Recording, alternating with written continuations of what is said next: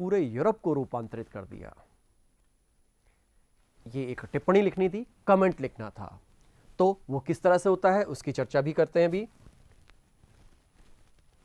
ये इस संबंध में कोट्स हैं कुछ, टॉमस पेन, बेंजामिन फ्रैंकलिन। मैंने आपको बताया था कि ये लोग बेसिकली क्या हैं, ये लोग एक तरह के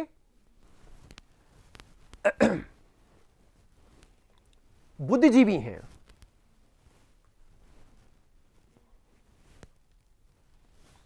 जो बुद्धिजीवी जॉन लॉक से लेकर के फिजियोक्रेट्स से लेकर के बुद्धिजीवी कौन कौन हो सकते थे, या एक्चुअली इन लोगों का जो लिंक था वो यूरोप से था, और यूरोप में फिजियोक्रेट्स भी थे, यूरोप में एडम स्मिथ जैसे लोग भी थे, यूरोप में सीरीज ऑफ स्कॉलर्स थे जिनकी अपनी एक सोच हुआ करती थी। और इस सोच के अंतर्गत एक बात ही आती है कि किस प्रकार से how did the American revolution impact the world history. किस तरह से दुनिया के इतिहास को, अमेरिका को तो किया ही किया, साथ में यूरोप को बदल दिया और दुनिया को बदल दिया। अभी तक दुनिया के इतिहास में इतना ज्यादा प्रभाव किसी और क्रांति ने नहीं डाला था। इसके तुरंत बाद अब फ्रांस की क्रांति है। फ्रांस की क्रांति ने पूरी दुनिया को बदला, लेकिन इसने उससे पहले काम किया है सारा। तो वन बाय वन हम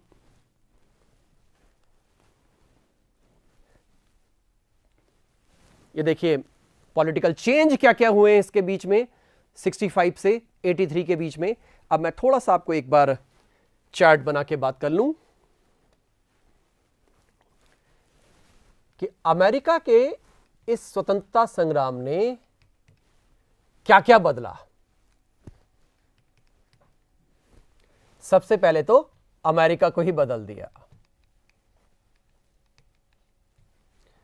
फिर यूरोप को बदल दिया, इंग्लैंड, फ्रांस, अदर्स, और इसके अलावा शेष विश्व। आपको कभी वर्ल्ड हिस्ट्री की अगर सामान्य जानकारी लेनी हो तो आप दिल्ली का मैप देख लें, और दिल्ली के मैप पे जो सड़कें बनी हुई हैं उन सड़कों के नाम देख लें। उनमें आपको जो जो नाम नजर आएंगे वो दुनिया के वो व्यक्तित्व हैं जिन्होंने इस दुनिया को बदला है। वहां पर अकबर, बाबर, हुमायूं रोड की बात मत करिए, वो तो है ही हैं, वो तो इंडिया के हैं। एक नाम अभी जिसकी मैं चर्चा करूंगा, साइमन बोलिवर। ये लैटिन अमेरिका का एक स्वतंत्रता सेनानी था। ये बोलिवर वही है जिसके नाम पर एक देश का नाम है पूरा, बोलिविया। लैटिन अमेरिका का स्वतंत्रता संग्राम इस व्यक्ति की देन है। स्पेनिश साम्राज्य के खिलाफ, पोर्तुगीज साम्राज्य के खिलाफ, और इसकी शुरुआत हम देख रहे हैं कहां से, अमेरिका से। मैंने इस तरह से इसको किया है, देखिए बांटा हुआ कैसे है, किस तरह से अमेरिका के साथ साथ पूरे यूरोप और पूरी दुनिया को इसने बदला है। इस पर मेन क्वेश्चन यूनिवर्सिटी लेवल पर भी आता है और यूनिवर्सिटी के एग्जाम के साथ साथ कॉम्पिटिटिव एग्जाम्स में भी आता है। तो अमेरिका में क्या बदला, वन बाय वन। पहली बात ये कि ये उपनिवेशवाद के विरुद्ध पहला सफल संघर्ष था दुनिया के इतिहास का, और इससे प्रेरणा 1970 तक ली जाती रही। जहां जहां उपनिवेशवाद था, अमेरिकन के इस स्पिरिट से दुनिया में सब जगह इससे प्रेरणा प्राप्त की जाती रही। दूसरी बात यह आती है कि यह पहला देश था जहां गणतंत्र बना। गणतंत्र का मतलब है head of state is directly और indirectly elected by common man. आम लोगों के द्वारा जब हेड ऑफ स्टेट को, किसी राज्य के औपचारिक अध्यक्ष को नियुक्त किया जाता है, निर्वाचित किया जाता है, खास करके निर्वाचित करना, नॉट नियुक्त, निर्वाचित किया जाता है, तो वो गणतंत्र होता है। तीसरी बात यह आती है कि यहां पर एक लिखित संविधान आया, रिटन कॉन्स्टिट्यूशन। आप लोगों ने सबने सुना होगा कि हम कहते हैं कि भारत में लिखित संविधान है, जबकि इंग्लैंड के लिए कहते हैं वहां लिखित संविधान नहीं है। इसका इंटरप्रिटेशन आप ठीक से समझ लें। लिखित संविधान वाला देश वो होता है जहां पर संविधान बनाने के लिए कोई कॉन्स्टिट्यूएंट असेंबली बनाई जाती है,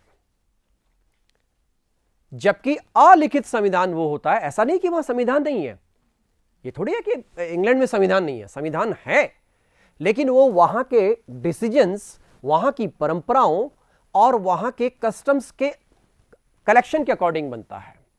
वहां हाउस ऑफ कॉमन्स बहुत पावरफुल है। एक जमाने में एक कहावत थी कि हाउस ऑफ कॉमन्स इतना पावरफुल है कि वो सिर्फ एक ही काम दुनिया में नहीं कर सकता, बाकी सब कर सकता है, स्त्री को पुरुष बनाना और पुरुष को स्त्री बनाना, लैंगिक परिवर्तन नहीं कर सकता। इसका मतलब यह है कि यह कितना पावरफुल रहा होगा। लेकिन खैर, लिखित संविधान उनके यहां नहीं है, उनके यहां अलिखित संविधान है। तो यह लिखित संविधान का कंसेप्ट आया नागरिकता का, सिटीजनशिप। आज भारत में भी हम सिटीजनशिप की बात करते हैं भारतीय कॉन्स्टिट्यूशन में, और करीब 7 से लेकर 9 प्रकार से किसी व्यक्ति को सिटीजनशिप दी जा सकती है। यह सिटीजनशिप का पूरा चैप्टर आप कॉन्स्टिट्यूशनल सिस्टम में देख सकते हैं। और वो सिटीजनशिप लेने का जो तरीका है, ऐसा नहीं है, सिटीजनशिप भारतीय गणतंत्रों में भी 6ठी शताब्दी ईसा पूर्व में मिलता है, लेकिन यहां जो ये नागरिकता का कंसेप्ट आ रहा है, ये नागरिकता का कंसेप्ट मॉडर्न एज में हम बात कर रहे हैं। इस प्रकार से ये जो 13 उपनिवेश थे, इन 13 उपनिवेशों का एक संघ बन गया, और जो नागरिकता है वो दोहरी नागरिकता दी गई। यानी आपके अपने राज्य की नागरिकता तो आपके पास रहेगी, और साथ में संघ की नागरिकता आपको सेपरेटली दी जाएगी। आप जानते हैं कि यहां पर मैं गणतंत्र की बात कर रहा हूं, तो जॉर्ज वॉशिंगटन को पहली बार पहला राष्ट्रपति अमेरिका का बनाया गया। इस प्रकार से जब ये इतनी 4 पॉइंट्स और इसके अलावा और बहुत से बिंदु हैं जो हम राजनीतिक रूप से अमेरिका में देखते हैं, तो इसने अमेरिका को पूरा बदल दिया। हां, एक चीज का निपटारा ये नहीं कर पाया, वो था ब्लैक एंड व्हाइट।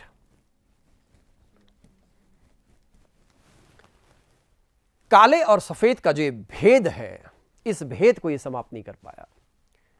अमेरिका की जनसंख्या में जो एक करीब 12 से लेकर 13% के बीच लोग हैं, वो ब्लैक्स हैं, नेटिव्स हैं। इनके साथ स्लेवरी होती थी। दास्ता का एक सेपरेट चैप्टर है। इनके साथ दासत्व चलता था, जैसे यूरोप में सर्फडम था, यहां पे स्लेवरी शब्द आता है, और इसके अंतर्गत इनके साथ बहुत से जातीय और नस्लीय भेदभाव किया जाता था। सामाजिक आधार पर, सांस्कृतिक आधार पर, आर्थिक आधार पर, रोजगार के आधार पर। ज्यादातर जो खेती में काम करने वाले स्लेव्स थे वो ब्लैक्स हुआ करते थे। इस प्रथा को समाप्त नहीं किया जा सका, लेकिन हां, इनके प्रति रुझान जरूर पैदा हुआ, क्योंकि बड़ी संख्या में ब्लैक्स ने भी फ्रीडम मूवमेंट में भाग लिया था। इसका अंत करने के लिए समय आया क्या? 1861 से 65 के बीच में, यानी यूएस का सिविल वॉर। अमेरिका में जो गृह युद्ध हुआ, आप लोगों ने सबने नाम सुना है, अब्राहम लिंकन। उस जमाने में कहते थे एक दिन अमेरिका का राष्ट्रपति ब्लैक बनेगा, और आप जानते हैं कि पिछले राष्ट्रपति जिनका आप सब नाम जानते हैं, मुझे बताने की आवश्यकता नहीं है, उन्होंने उनको याद किया। जब उन्होंने भाषण दिया, शुरुआती भाषण अपना, उन्होंने लिंकन को याद किया, जॉर्ज वॉशिंगटन को याद किया, और मार्टिन लूथर किंग को याद किया। यह एक स्वस्थ लोकतंत्र की निशानी है। सेकंड, यूरोप में सारा झगड़ा, सारा झंझट इनका था, इंग्लैंड का, क्योंकि इंग्लैंड की कॉलोनी थी। इसलिए क्या क्या चीजें आई? इंग्लैंड में सबसे पहले जो राजा है उसको हटाओ, जॉर्ज थर्ड। जॉर्ज थर्ड का जो व्यक्तिगत शासन था वो समाप्त कर दिया गया। एक बात और आई, जब राजा को चेंज कर दिया गया, तो सेकंड बात यह आई कि जो हाउस ऑफ कॉमन्स का सिस्टम है, उसके अंतर्गत आप लोगों ने इंडिया के संदर्भ में भी सुना है, हम शब्द इस्तेमाल करते हैं कैबिनेट। ये जो कैबिनेट सिस्टम है, कैबिनेट सिस्टम की परंपराएं हैं, वो इस काल से शुरू होती हैं। आप लोगों ने अभी हाल में जितने भी परिवर्तन देखे हैं भारतीय राजनीति में भी, आप देखिएगा कि हमारे यहां देश को चलाने वाला पीएम, कहते ही हैं, फॉर्मूला ही है कि देश को 3 लोग चलाते हैं, पीएम, सीएम एंड डीएम। लेकिन भारतीय संविधान में पीएम की चर्चा 74, 75, 76 में जरा सी इस रूप में आई है कि भारत के राष्ट्रपति को परामर्श देने के लिए एक प्रधानमंत्री और उसकी मंत्रिपरिषद होगी। जबकि आप और हम सब जानते हैं कि किसके नाम पर देश चल रहा है? नाम तो राष्ट्रपति का है, चलाता कौन है? Prime minister. तो यहां पर यह कहां से आई परंपरा? इंग्लैंड के इस कैबिनेट सिस्टम से आई। यहीं पर यह परंपराएं बनी कि जिस दल को सदन में बहुमत मिलेगा उसका नेता प्राइम मिनिस्टर बनेगा। कहां से आया? इनके यहां से आया। अगर आप बहुमत खोएंगे तो आपको त्यागपत्र देना पड़ेगा। अभी मैंने आपको नाम बताया था, तो चाहे विलियम पिट की बात करें, ग्रेनवेली का नाम उससे पहले मैंने बताया, आपको त्यागपत्र देना पड़ेगा। तो परंपराएं बनती चली गई। तो आपने सुना होगा कि इंग्लैंड के लोग परंपरावादी हैं, परंपराओं पर ज्यादा चलते हैं।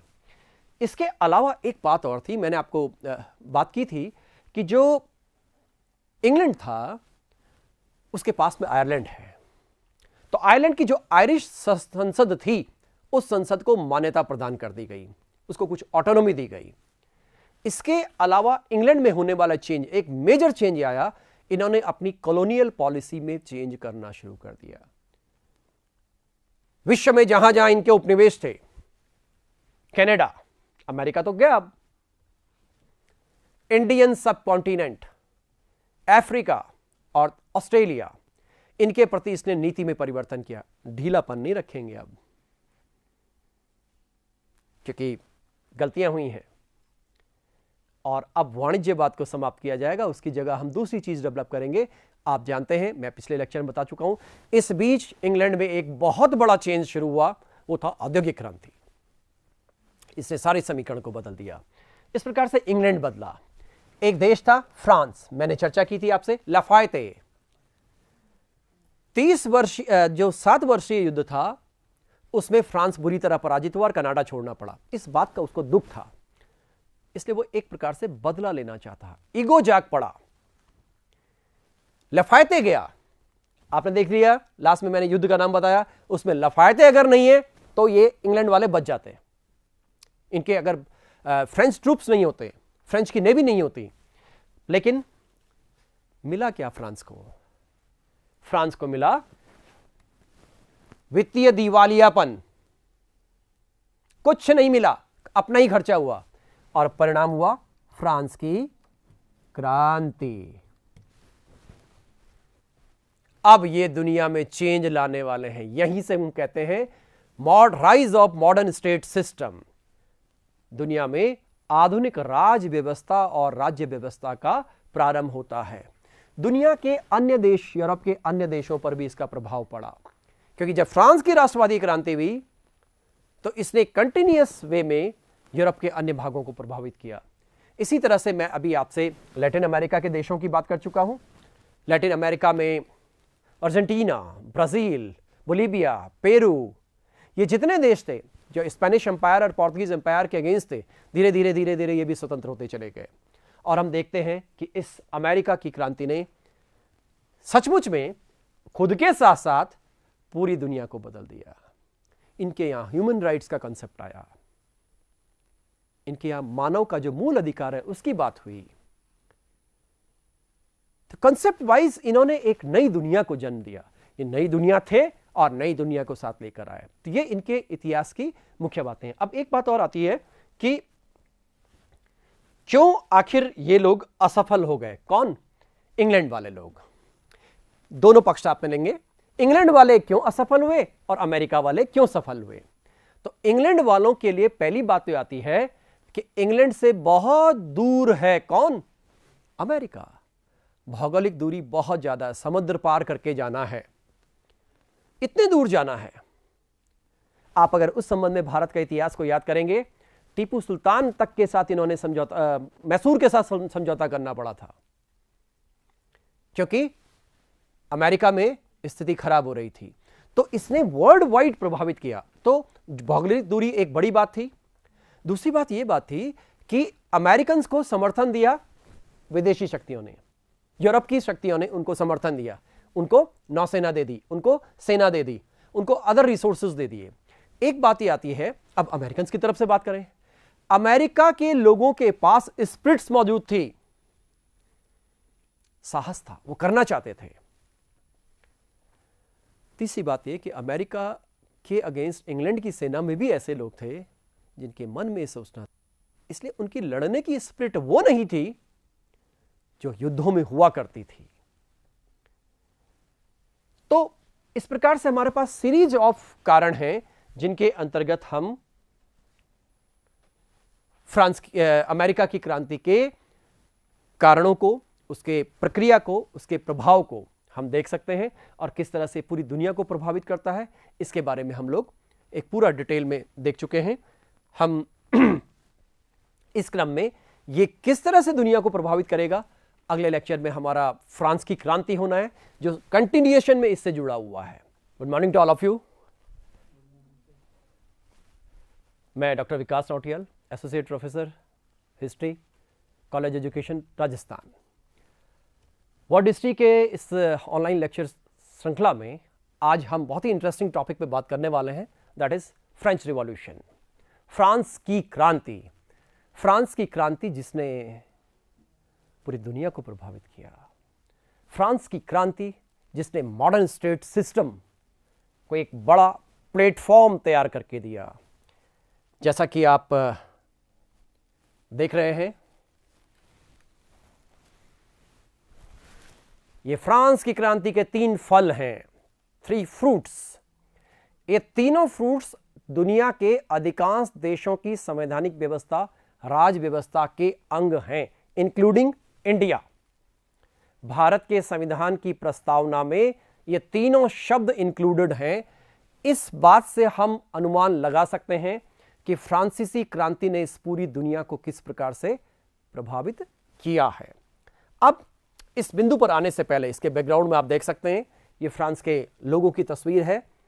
इस बिंदु पर आने से पहले मैं एक बात आपसे कहना चाहूंगा कि हम इस पे करने क्या वाले हैं, क्या क्या चीजों पर हम बात करेंगे। तो सबसे पहले हम बात करने वाले हैं कि फ्रांस की क्रांति का सामान्य परिचय क्या है। सामान्य परिचय क्या है, इसकी ज्योग्राफी क्या है, इसकी हिस्टोग्राफी क्या है, कैसे अध्ययन किया जाए, इसका क्या क्या किया जाता है इसमें। पहला भाग हम इस पर बात करेंगे।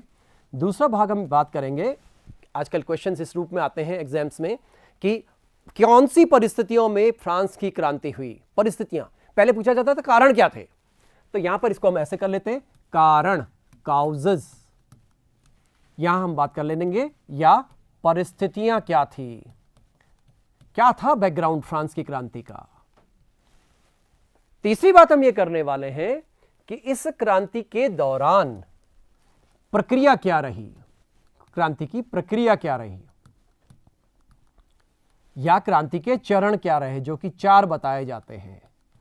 4 चरण बताए जाते हैं, इन चरणों की चर्चा हम लोग करेंगे। फिर यह बात आती है इस क्रांति ने इस पूरी दुनिया को किस प्रकार से प्रभावित किया। प्रभाव, एक समग्र प्रभाव इसका क्या है पूरी दुनिया पर, सामाजिक रूप से कैसे प्रभावित किया, आर्थिक रूप से कैसे प्रभावित किया, राजनीतिक रूप से कैसे प्रभावित किया, बौद्धिक दृष्टि से कैसे प्रभावित किया, इस बात की चर्चा करेंगे। और 5वीं बात इस पर भी बात करेंगे कि इसकी प्रकृति क्या थी। ये प्रकृति पर प्रश्न यूपीएससी में ज्यादातर आते हैं। तो इन 5 बातों को हमको फ्रांस की क्रांति के अंतर्गत समझना है। सबसे पहली बात तो हम फ्रांस की क्रांति के बारे में यह देखते हैं कि क्रांति क्या थी। क्रांति क्या थी? दरअसल फ्रांस, सबसे पहले इसकी थोड़ी सी ज्योग्राफी देखकर बात करते हैं, फिर मैं आगे चर्चा करूंगा। ये आज आप देख सकते हैं कि फ्रांस यूरोप में, ये पूरा यूरोप का मैप आपके सामने है, आप सबको दिख रहा है, यूरोप का मैप पूरा आपके सामने है। और इसमें ये पेनिनसुलर वाला पार्ट है, और जो ये आप ये येलो पार्ट देख रहे हैं ये फ्रांस है। इसके क्योंकि किसी भी देश का इतिहास समझने से पहले उसके आसपास का भूगोल समझना जरूरी है कि ज्योग्राफी क्या कह रही है, ज्योग्राफिकल फैक्टर्स क्या कह रहे हैं। तो आप देख रहे हैं इसके पास में सबसे पहले इंग्लैंड है, लेकिन आइसोलेटेड है, बीच में समंदर है। इसके पास स्पेन है। इसकी चर्चा मैं इसलिए कर रहा हूं क्योंकि बाद में नेपोलियन के यही प्रायद्वीपीय युद्ध हुए, जिसके लिए नेपोलियन को कह दिया गया कि ये प्रायद्वीपीय युद्ध, ये स्पेन नेपोलियन के लिए कैंसर बना। जैसे हम अपने यहां औरंगजेब के लिए कहते हैं कि दक्षिण औरंगजेब के लिए कैंसर बन गया। इसकी चर्चा नेपोलियन में करेंगे। इसी तरह से बात करेंगे, ये आया पार्ट इटली वाला। ये इटली एक नहीं था, इटली बहुत से स्टेट्स हुआ करते थे, छोटे बड़े बहुत से इसमें राज्य थे। ये न्यूट्रल कंट्री स्विट्जरलैंड, ये ऑस्ट्रिया जो आप देख रहे हैं, ये ऑस्ट्रिया हंगरी ऐसे था, एक साथ था देश। हैब्सबर्ग नाम का यहां पर राजवंश सत्ता में था, और ये उस समय यूरोप का एक सबसे शक्तिशाली राजवंश था, क्योंकि इंग्लैंड बिल्कुल अलग है, सेपरेट है। ये आप बेल्जियम देख सकते हैं, ये बेल्जियम है, ये नीदरलैंड है, ये जर्मनी। जर्मनी भी जो आप इतना बड़ा देख रहे हैं, उस जमाने में जर्मनी 500 से ज्यादा छोटे बड़े राज्यों का एक भौगोलिक एक्सप्रेशन था। कोई देश नहीं था, कोई सॉरेन कंट्री नहीं था, संप्रभुता संपन्न देश नहीं था। ये आप जानते हैं चेक एंड स्लोवाकिया और ये पोलैंड। यहां तक मैं चर्चा इसलिए कर रहा हूं ताकि आपको ज्योग्राफी फ्रांस की समझ में आ जाए। आपको याद होगा मैंने पिछले लेक्चर में बताया था कि 15वीं-16वीं शताब्दी में यूरोप में पुनर्जागरण के साथ साथ निरंकुश राजवंशों की स्थापना हुई, और इन्हीं निरंकुश राजवंशों के अंतर्गत इंग्लैंड में ट्यूडर वंश आया, हेनरी ट्यूडर। फ्रांस में हेनरी बूरबो आया, नाम था हेनरी बूरबो, खाली बूरबो लिखा होगा या बूरबोन इसका उच्चारण है। इसी बूरबो के नाम पे फ्रांस का राजवंश क्या कहलाया? बूरबो राजवंश कहलाया। इंग्लैंड का राजवंश ट्यूडर राजवंश कहलाया। जब हम रूस की बात करते हैं, यहां पर रूस इस मैप में साफ नहीं है, जहां पर रूस की बात करते हैं, आपने नाम सुना है जार, जिसको रोमनोव वंश बोलते थे। यह एक राज्य की स्थापना हुई। इसी तरह से आप देखेंगे यहां बूरबो राजवंश, यहां ट्यूडर राजवंश, यहां इटली में बहुत से राजवंश थे, इंक्लूडिंग पोप, छोटे छोटे राज्य थे। जर्मनी में भी कई तरह के राजवंश थे। यहां पर जो राजवंश आता है उसका नाम है हैब्सबर्ग, हैब्सबर्ग राजवंश। इस प्रकार से राजवंशों की सत्ता, राजवंशों की दुनिया 16वीं, 17वीं, 18वीं शताब्दी में थी, और ये राजवंशों ने अपनी अपनी प्रकार की राज व्यवस्था स्थापित की थी। और इसमें ये जो हेनरी बूरबो है, इसी का एक वंशज था जिसका नाम था लुई 14, जिसकी चर्चा हम कई बार करते हैं। इस लुई 14 ने राजत्व का दैवीय सिद्धांत अपनाया। मैं ही राज्य हूं, आई एम स्टेट। इनको सन किंग्स भी कहा गया है। ये आप फ्रांस के भीतर का स्ट्रक्चर देख सकते हैं। ये छोटे छोटे शहर हैं, जैसे हम अपने भारत के लिए कहते हैं भारत की राजधानी दिल्ली है, या एक जमाने में कुछ समय कलकत्ता में भी रही। ये राजधानी है पेरिस, पेरिल। हम अंग्रेजी में पेरिस लिख रहे हैं, हम बोलते इसको इस तरह से हैं क्योंकि फ्रेंच उच्चारण जो है वो ब्रिटिश उच्चारण से थोड़ा डिफरेंट है, जर्मन उच्चारण से थोड़ा डिफरेंट है। तो यहां पर कई जगह उच्चारण भी हमको डिफरेंट नजर आएंगे। तो ये जो छोटे छोटे राज्य थे, फ्रांस में क्रांति के दौरान एक बात चली, पेरिस फ्रांस नहीं है, क्योंकि फ्रांस का दूर दराज का क्षेत्र, आप यहां देख लीजिए, ये कंट्री साइड है, यानी फ्रांस का एक बड़ा भाग गांव में था। अभी तक यहां औद्योगिक क्रांति नहीं हुई थी जैसे इंग्लैंड में हो चुकी थी, इसलिए इनकी आर्थिक स्थिति वैसी नहीं थी जैसे इंग्लैंड में है। ये आप देख सकते हैं, जब क्रांतिकारी फ्रांस हुआ, उस वक्त की फ्रांस की स्थिति क्या है, कैसे इन्होंने 1789 से लेकर के 1799 के बीच क्रांति, इस पूरे एपिसोड को इस मैप के माध्यम से दिखा रहे हैं। मैं एक बहुत ही सामान्य बात कर रहा हूं। अक्सर यूरोप में एक कहावत थी कि अगर फ्रांस को छींकें आती हैं तो यूरोप को जुकाम हो जाता है। फ्रांस को छींकें आती हैं तो यूरोप को जुकाम हो जाता है। यानी फ्रांस में अगर कोई भी परिवर्तन होना है तो उसका असर यूरोप व्यापी होगा, पूरे यूरोप में उसका असर दिखाई देगा। इस लाइन की पृष्ठभूमि में हम फ्रांस की क्रांति को समझने की कोशिश करेंगे। ये फ्रांस की क्रांति का एक, इस पे आने से पहले मैं आपको थोड़ी देर पहले मैंने बताया था कि हेनरी बूरबोन ने 14वीं-15वीं शताब्दी में बूरबोन राजवंश की स्थापना की। तो फ्रांस में राजवंश हो गया क्या? बूरबोन राजवंश। इसी बूरबोन राजवंश का एक वंशज था लुई 14। ये लुई 14 इस पूरे फ्रांस के इतिहास का सुपर पर्सनैलिटी है। यानी नेपोलियन से पहले अगर आपको किसी का नाम पूरे फ्रांस के इतिहास में लेना है तो वो लुई 14 है, क्योंकि यूरोप का एक बड़ा भाग, फ्रांस का जितना भी पार्ट था जो जीता गया फ्रांस की ओर से, वो ज्यादातर लुई 14 ने जीता। राजत्व की सत्ता इसने स्थापित की, इंतदा की व्यवस्था इसने स्थापित की। इंतदा, इसको जरा वेरी इंपॉर्टेंट करिएगा। इंतदा, ये इंतदा क्या थे? इंतदा एक प्रकार के वरिष्ठ प्रशासनिक अधिकारी थे। ये वरिष्ठ प्रशासनिक अधिकारी थे, इनको अंग्रेजी में तो लिखते हैं इंटेंडेंट्स, इंटेंडेंट एंड देन प्लूरल हो गया इंटेंडेंट्स, लेकिन फ्रेंच उच्चारण इसका जो है वो है इंतदा।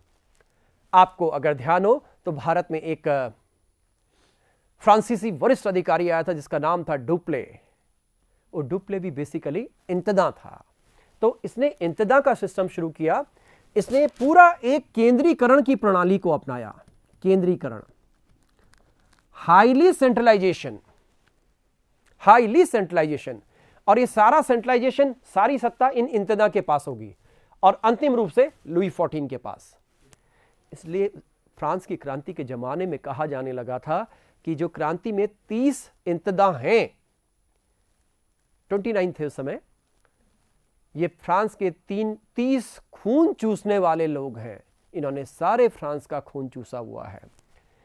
राजत्व सिद्धांत आया, इंतदा का आया। कल्चरली वर्साय, पेरिस शहर से बहुत दूर एक बहुत खूबसूरत महल बनाया गया जो फ्रांस की विलासिता को दिखाता था।